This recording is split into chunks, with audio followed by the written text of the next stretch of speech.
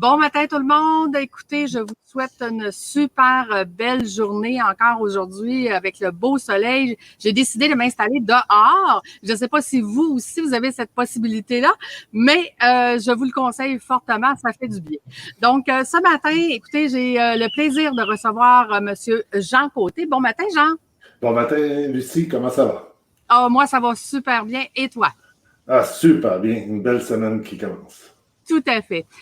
Jean, tu le sais, le café de l'éclosion, c'est nos invités nous racontent leur parcours d'entrepreneur. Donc, raconte-nous un petit peu ton parcours à toi, s'il te plaît. Mon parcours. Je dois dire que j'ai passé la majorité de ma carrière, je suis un ancien développeur, j'ai passé ma carrière dans de la PME, majoritairement de la PME. Et j'ai toujours tripé, j'ai toujours aimé l'énergie de la start-up.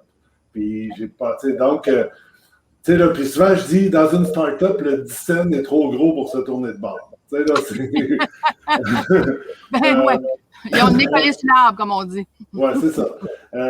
Mais ça n'empêche pas qu'en 2012, c'est en 2010, j'ai découvert un truc qui s'appelle Agile, qui se trouve être une manière de voir la culture au travail et de voir comment est-ce qu'on peut travailler. Et moi, quand j'ai découvert ça en 2010, j'ai dit enfin, la manière de travailler apporte un nom, parce que c'était vraiment naturel chez moi. Ce qui fait qu'en 2010, j'ai décidé de partir à mon compte et à ce moment-là, de fonder Tago. Tago, ce que c'est une entreprise qui s'occupe de faire du coaching organisationnel. Donc, okay. Donc ça l'amène, c'est comment créer des équipes fonctionnelles libres de contraintes. C'est-à-dire que avec l'Académie de l'éclosion, on apprend, nous, l'entrepreneur, à sortir de on apprend à sortir de l'entreprise, mais comment est-ce qu'on est capable d'avoir une équipe à l'intérieur dans laquelle on a confiance, qu'on est capable d'avancer, qu'on est capable de bouger, qu'on est capable de partir en vacances avec, mais ça, c'est ce que Tago offre. J'offre le moyen à un entrepreneur et à son équipe de pouvoir travailler avec ça. Donc, mon parcours d'entrepreneur a commencé avec ça. Après ça, excuse-moi, Jean. En fait, tu as raison de le dire, tu sais, j'apprends à l'entrepreneur de sortir, puis je dirais que c'est un peu le projet dans le projet. Tu sais, dans l'histoire où est-ce que je raconte que les gens sont la source du projet, mais ils rendent ces équipes autonomes à l'intérieur même de l'entreprise, en équipe et non pas individuellement. C'est un peu ça dans le fond que tu parles. Oui, c'est ça. En fait, il y en a qui parlent d'autonomie. Moi, je parle un peu plus d'auto-organisation. OK? Parce que autonomie, je suis autonome, là, je suis capable d'attacher mes souliers tout seul. OK? Auto-organisation, je sais que j'ai besoin de me mettre des souliers pour aller dehors. Tu sais, là, la différence est plus là, mais ça prend beaucoup le gestionnaire a besoin d'avoir une confiance envers ses gens, puis le gestionnaire a à apprendre à avoir confiance aussi. Oui, tout à fait, parce que c'est pas inné de savoir comment gérer une équipe, là, puis comment avoir une équipe performante, mais surtout, tu sais, dans ma formation, effectivement, quand on regarde les ressources humaines, souvent, si ça va pas bien au niveau des ressources humaines, c'est parce que le propriétaire lui-même est mal organisé ou il sait pas comment faire pour lui-même. Tu sais, j'ai toujours dit, personne ne veut suivre une queue de veau, là. Fait que c'est un peu la même chose pour toi. Tu sais, dans les équipes, si les équipes sont dysfonctionnelles, ben c'est des personnes qui peuvent collaborer ensemble. Là. C'est un peu ça. Hein? Effectivement. Moi, ce que j'amène beaucoup ce que j'appelle le gros bon sens.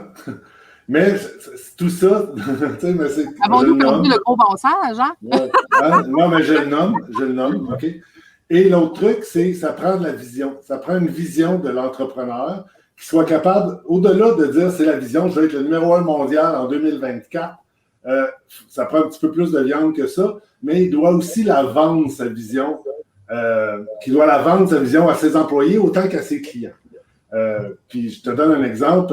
Un de mes clients était une grande chaîne de boutiques de vêtements et je leur disais que la personne qui vide les poubelles au siège social, faut l'amener, elle, à ce qu'elle vide les poubelles dans le but que dans la boutique, ils vendent plus de t-shirts. OK? Parce que c'est ça la vision. OK? C'est sûr que il y a tout un espace entre le blanc et le noir entre les deux. OK? Mais tu comprends ce que je vais aller en disant qu'il faut que tu sois porteur de la vision de l'entreprise pour que tu aies le goût de t'investir et de te mobiliser pour l'entreprise. Ben oui, en fait, parce que les employés qui se sentent concernés, moi j'ai toujours dit, ils sentent que leur maillon à eux dans la chaîne est un maillon important. Fait que si chaque individu et chaque équipe ont réussi à avoir ça, à avoir le fait que tu sais, ils se sentent importants, puis que si ce maillon-là est pas là, ben la chaîne n'est pas là. Donc, je pense que ça fait justement, comme tu dis, là, des équipes fonctionnelles. Puis ça, l'entrepreneur, il comprend souvent pas ça parce que lui-même, tu sais, j'ai toujours dit, celui qui travaille 12 heures par jour puis qui a l'air d'une queue de veau, ben il peut pas prendre le temps d'organiser ses équipes puis d'avoir cette cohérence-là, en fait, là, je crois. Exactement. Puis, si je vois, en allant même plus loin que ça, c'est-à-dire que, tu sais, je t'ai parlé de la vision, je t'ai parlé qu'il doit avoir, tu sais, il doit pas changer de priorité à toutes les semaines. Puis souvent, les gestionnaires, même pas toutes les heures, puis une blague que je disais chez un de mes clients, j'ai dit, bon, c'est quoi ta priorité numéro 1 de l'entreprise avant midi? Tu sais? Parce que je sais qu'après-midi, tu vas en avoir un autre. OK. Mais après ça, comment tu arrives à ce que les gens soient mobilisés pour pouvoir faire ton travail si à toutes les fois, il faut qu'ils n'ont pas le sentiment d'accomplissement et le sentiment d'avoir terminé les choses? Ben, encore une fois, c'est en accompagnant autant l'équipe, mais c'est pas genre, rends cette équipe-là autonome. Non, c'est souvent, quand moi j'interviens, ben, j'ai du coaching à avoir avec le gestionnaire pour que lui voit son équipe d'une autre façon. J'amène souvent l'exemple que je sors régulièrement, je me souviens même pas, je te l'ai déjà dit dans une autre conversation aussi, mais je dis, pourquoi une gang d'amis, un samedi matin, arrivent et sont capables de déménager leur ami? Parce qu'il n'y a pas eu de boss, il n'y a pas eu de plan d'intervention, d'analyse de risque, d'évaluation de compétences. Non, c'est juste une gang d'amis qui ont un sens et un but à aller atteindre et de pouvoir dire, ben, si on veut que notre ami dorme dans son lit ce soir. Si la personne qui s'est fait mal au dos devait déménager le frigidaire, on va trouver une solution parce que déménager le frigidaire, ça ne fait pas partie des options. Non. C'est ça, okay. Exact. On va y trouver d'autres choses. C'est une phrase qu'on dit dernièrement, ça. C'est ne pas réussir ne fait pas partie des options. Non, c'est ça. C'est quoi les solutions, en fait? On se met en mode solution. Mais je te dirais, Jean, tu as tout à fait raison, parce que l'entrepreneur qui suit ma formation puis qui se libère justement de son entreprise, puis là, tu sais, je dis toujours, faites attention, là, se libérer du temps pour travailler sur son entreprise avec les mêmes compétences actuellement, vous allez avoir le même résultat, là. OK? Fait que, c'est pour ça qu'on développe d'autres compétences. Mais l'entrepreneur, justement, qui s'est libéré du temps puis que maintenant, il a le temps et des connaissances de pouvoir travailler sur son entreprise. Par la suite, ce qui est tout à fait logique, c'est de travailler avec toi pour rendre nos équipes fonctionnelles, là, puis de travailler avec ces équipes-là pour faire des projets dans le projet. Donc, ça veut dire que chaque équipe va avoir son propre projet, puis il va être autonome à, comme tu dis, déménager, puis ils vont tous s'auto-organiser en sachant que, ben toi, ta force, c'est ça, puis toi, ta faiblesse, c'est ça. Donc, voici ce qu'on va faire ensemble. C'est que ça va Mais j'aurais une question pour toi, Jean. Ça prend combien de temps à peu près pour rendre une équipe fonctionnelle? En fait, moi, j'offre un parcours, puis je le fais en 12 semaines. En 12 semaines à 2 à 3 heures par semaine d'investissement de l'équipe. Mais 12 semaines, comment que j'appelle, là, c'est le gros diesel de l'équipe qui est capable de se prendre en main, puis de s'auto-améliorer, puis de... Et il est parti. Tu sais, en 12 semaines, c'est pas je claque des doigts, c'est réglé, mais la machine être capable de s'auto-organiser, elle, en 12 semaines, je dis qu'elle est partie. Puis ils sont capables de faire ce qu'il faut pour pouvoir tranquillement s'améliorer, tranquillement aller plus loin, parce que de toute façon, c'est un travail que l'équipe n'aura jamais fini. Parce que, tu sais, là, puis l'exemple que j'ai toujours, là, on écoute un peu le hockey de ce temps-ci, là, Carey Price, là, il apprend encore à arrêter des rondelles. Ah, absolument. Absolument. Okay. On a toujours dit ça prend 10 000 heures pour être expert dans son domaine. Puis souvent, ils vont le dire au niveau du sport, mais je pense que c'est la même chose au niveau de l'entreprise et de l'entrepreneur. Là. On n'apprend pas ça du jour au lendemain. On va chercher des compétences. Ces compétences-là nous amènent. Après ça, il faut les pratiquer, il faut l'améliorer. Fait que les équipes, je pense, c'est un peu la même chose. C'est ça. Même après 10 000 heures, ils vont se trouver quelque chose eux-mêmes qui vont vouloir s'améliorer. C'est ça que moi, j'essaie de créer. Je ne veux pas rendre les gens dépendants de gens. Il faut que tu débarques dans mon équipe parce que, non, il faut que l'équipe n'ait plus besoin de moi. Quand, tu sais, là, c'est comme mon objectif quand je débarque dans une entreprise, c'est comment je peux partir de là le plus vite possible parce que l'équipe n'a plus besoin de moi. Wow, vraiment intéressant. Raconte-nous, mettons, qu'est-ce que dans les nombreux clients que tu as accompagnés, parce que ça fait plusieurs années, Jean, que tu fais ça. Depuis 2012. Ouais. Depuis 2012. Dans les nombreux clients que tu as accompagnés, raconte-nous une histoire à succès.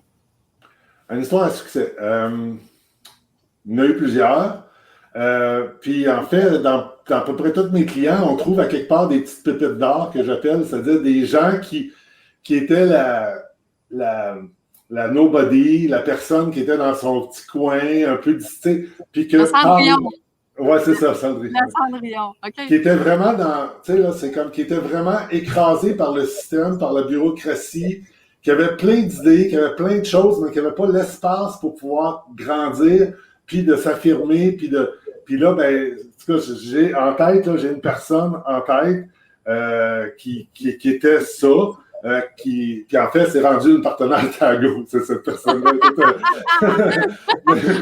Elle a tellement évolué qu'on l'a engagée. mais ce que je veux dire, c'est qu'elle était vraiment, tu sais, là, c'est comme pas refoulée sur elle-même, pas du tout. Non, je comprends, mais le système n'était pas là pour elle. Il n'était pas là pour faire éclore ses talents. Oui, c'est ça. Puis, je veux dire, je n'ai pas déposé. Je veux dire aux entrepreneurs, ayez pas peur, je ne volerai pas votre staff, là, OK? Parce que dans toutes... C'est pas ça le but. C'est pas ça le but. Dans les entreprises, j'ai eu ça. Ben, j'en ai eu dans d'autres entreprises aussi. Parce que j'ai en tête une personne, c'était une entreprise de logiciels dans le domaine de la santé. Puis, la personne était au test, tu sais, très, très pragmatique, test, très... Puis, dans le fond, j'ai dit, non, moi, je l'appelais un diamant brut. Tu sais, puis, cette personne-là, on l'a juste rendu sur une place où elle a trouvé du sens à son travail, puis éventuellement est devenu ce que moi j'appelle dans le jargon là, propriétaire de produits, c'est-à-dire d'être capable d'être gardien de la vision d'une partie de ce que le client voulait. Puis elle était porteur de ça, puis elle réussit à le vendre, puis à prioriser les tâches pour son patron. Tu sais. Mais au départ, c'est moi je suis une petite testeuse, puis moi je fais ce qu'on me dit. Tu sais. Mais c'est parce que j'ai créé l'espace pour qu'elle soit capable de le faire, puis j'ai acté, puis en fait, mais on parle des différents niveaux de culture, mais c'est une entreprise qui a une culture, ce que moi j'appelle la culture du blanc, où s'il y a une erreur, on doit trouver le coupable avant de comprendre ce qui s'est passé, bien ces personnes-là vont rester refoulées. Mais si tu les amènes vers la culture, une culture où est-ce que l'erreur est une source d'apprentissage, et à toutes les fois, c'est qu'est-ce que tu as appris avec ça? Si tu n'as rien appris, ça ne servait à rien de faire l'erreur. Fait qu'il faut au moins que tu aies appris quelque chose. Que tu aies appris quelque chose. Puis tu vois, moi, il y a bien des années, un des premiers coachs que j'avais eu, parce que tu sais, les leaders, c'est ça, hein, on est toujours en formation, en train de se développer. Un des premiers coachs que j'avais eu, il m'avait dit, Lucie, si à chaque erreur qui arrive, on trouve une solution pour que plus jamais cette erreur-là se reproduise, ben il dit, veux pas, l'année prochaine, tu vas avoir beaucoup plus de temps. Parce que ces erreurs-là, ils n'y arriveront plus, là, ils ne reviendront plus, tu sais. Et on avait mis cette culture-là de dire, oups, il y a une erreur, on s'arrête, on trouve la solution, on la met en place, puis après ça, on n'en parle plus, là, ça n'arrivera plus jamais. Et quand j'ai été justement directrice d'une équipe, écoute, je voyais les conseillers qui revenaient à chaque année avec la même erreur, mais avec des noms de clients différents. Je veux dire, fait qu'il y avait le même temps, puis ils produisaient la même affaire parce que les erreurs se répétaient d'année en année sans jamais rien mettre de correctif ou de. Fait que donc, rendre une équipe autonome, comme tu dis, ça doit être ça doit, d'être capable de dire, oh, minute, là, on a fait une erreur, gang, c'est quoi qu'on a appris, puis c'est quoi la solution qu'on peut mettre en place, là, elle n'arrivera plus, cette erreur-là, là, on la fera plus.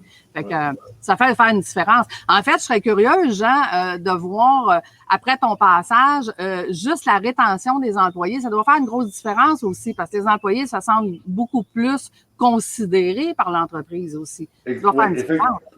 Effectivement, tu sais, puis en fait, tu sais, c'est comme, je vais penser aux grosses entreprises à la mode, là, tu sais, que tu entends parler, là, tu sais, les Google, des places de même, tu sais. Est-ce qu'eux ont des pénuries de main-d'œuvre? OK? Je pense pas. En tout cas, ou encore, les gens, là, les gens ont envie de travailler là, les gens veulent travailler là, parce que ça semble être un endroit où est-ce que la culture est plus proche de comment est-ce que moi, naturellement, je veux être. Donc, le niveau de rétention n'est pas là. Puis, en fait, la rétention, c'est comment ça coûte un employé qui part. Ça coûte à peu près ça coûte environ 1 an. Il y a un livre que j'avais lu, puis ça coûte environ 1 an. Parce que... Un salaire. Un salaire. Ouais. 4-5 mois avant, la personne elle va perdre en productivité parce que sa tête n'est plus là. À un moment donné, il y a le déclic qui fait que là, elle commence à chercher un emploi. Fait que là, elle va avoir des rendez-vous chez le dentiste, OK, pour passer ses entrevues.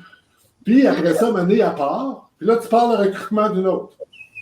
OK? Et là, ben, le temps que cette personne-là vienne prête et fonctionnelle, mais c'est vraiment mortel pour l'équipe. Fait que la rétention, effectivement, là, mais aussi après ça, le bonheur des employés aussi contribue à ça.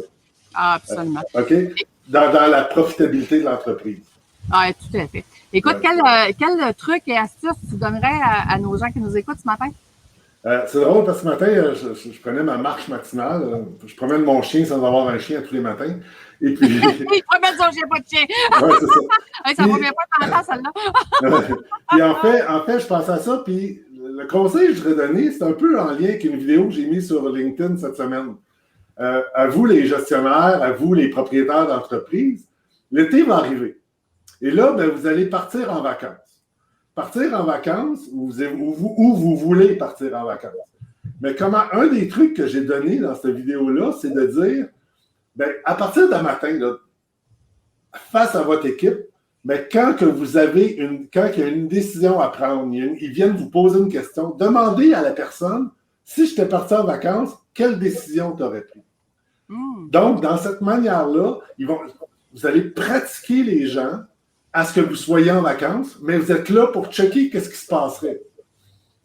Et là, quand il va arriver le moment de partir en vacances, bien, vous allez partir la tête beaucoup plus tranquille et probablement beaucoup moins dérangée parce que vous allez avoir validé les initiatives des gens qui viennent vous poser des questions. Leur faire confiance tout en étant là. Donc, tranquillement, pas vite. Hein? C'est un peu comme je disais, on change l'entrepreneur, on développe ses compétences, ce qui fait qu'il est capable maintenant d'être capable de développer ses équipes. Vraiment, vraiment intéressant. C'est très, tu sais, le développement d'un entrepreneur, on disait, ou le développement d'une équipe, c'est du long terme. Fait que c'est des étapes, des petites choses, une à la fois, mais très bonne stratégie. Merci, Jean. Je suis sûre que les gens vont pouvoir l'utiliser cet été. Écoutez, c'est le seul temps qui nous reste. Donc, dis-moi, juste avant qu'on dise aux gens où tu as retrouvé, pourquoi Tago? Tago, en fait, c'est ma conjointe qui a eu l'idée de trouver ce nom-là. Puis c'était Tago avec juste un A. J'ai voulu le rendre Google, là, avec 2 O, quand on l'a créé. Mais Tago, mais Tago, à quelque part, il y avait un enjeu, il y avait un lien avec quelque chose au niveau de la Scandinavie. Au niveau de la communication, des messages, c'est un dieu ou quelque chose comme ça qui était face à ça. Fait que moi, je trouvais. Puis en même temps, c'est un anacronyme là, qui change à peu près à chaque fois que j'ai un client pour aller vers ce que lui dit. Là, transformation, amélioration, agilité, gouvernance, optimisation aujourd'hui, je dirais. Oh, quand même! Fait que c'est quand même songé. Hey, un grand merci, Jean. Les gens peuvent te rejoindre à quel endroit, dis-moi? OK, ben sur tago.ca. TAGO.ca, mais je publie du contenu 2 à 3 fois par semaine. Merci aussi de me suivre, merci de liker mes posts. Mais dans ça, c'est allez voir, il y a du contenu là, c'est pour vous autres, on vous le donne. Puis likez notre page Tago, vous allez voir comment que ça se passe, puis vous allez avoir des nouvelles de nous. Puis de voir, comprendre, nous, ce qu'on appelle l'énergie Tago, c'est-à-dire comment est-ce qu'on crée des équipes fonctionnels, libres de contraintes, où est-ce qu'ils sont heureux et qui ont envie de se donner au travail. Vous allez voir, tout est là, puis il y a en masse de contenu. Good. Ben, merci beaucoup, Jean, de ton partage ce matin. Donc, effectivement, vous pouvez retrouver Jean sur les médias sociaux, sur LinkedIn. Je sais qu'il est très, très, très présent, ou sur tago.ca. Donc, on vous donne rendez-vous la semaine prochaine pour un autre café de l'éclosion, où est-ce qu'on reçoit des invités à chaque semaine. Mais, vous le savez, pour jusqu'à l'été, le mercredi matin aussi, je vous fais un live. C'est le café de Lucie. Donc, je n'ai pas d'invité. C'est moi qui vous jase de quelque chose de particulier, que soit qui s'est passé dans la semaine ou de choses que j'ai le goût de vous jaser. Donc, c'est un rendez-vous mercredi 7h30. Sinon, on se voit la semaine prochaine avec nos invités. Fait qu'encore un gros merci, Jean. Je te souhaite une super belle semaine. Merci beaucoup. Merci de ton temps ce matin. Bye. Merci à tout le monde. Au revoir.